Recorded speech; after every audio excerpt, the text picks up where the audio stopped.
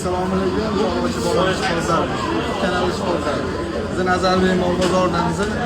Nazarbek mol bozorida yangilik bo'layotgan ekan. Payshanba kuni ot bozori bo'layotgan ekan. Mana ot bozorga Oybek ham yonish kelganmiz. Xalqqa nima yangiliklar qilib berishlarini o'zlaridan so'raymiz. Assalomu alaykum Oybek aka, yaxshimisiz?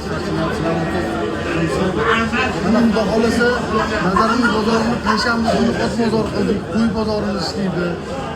Shunga qo'shimcha qilib ot bozori qo'shganmiz. Xudo xolasa kelsanglar, tashrif buyursanglar, hammaga yangiliklarimiz, nima deydi? Har bir ligotalarimiz bor. Maqsadimiz bozorimizni xalqqa manfaatli qilish.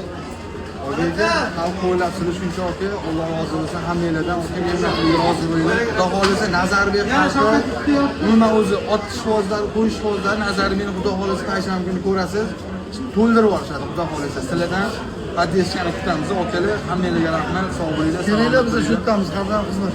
Oybek aka, rahmat, sog' bo'ling, salomat.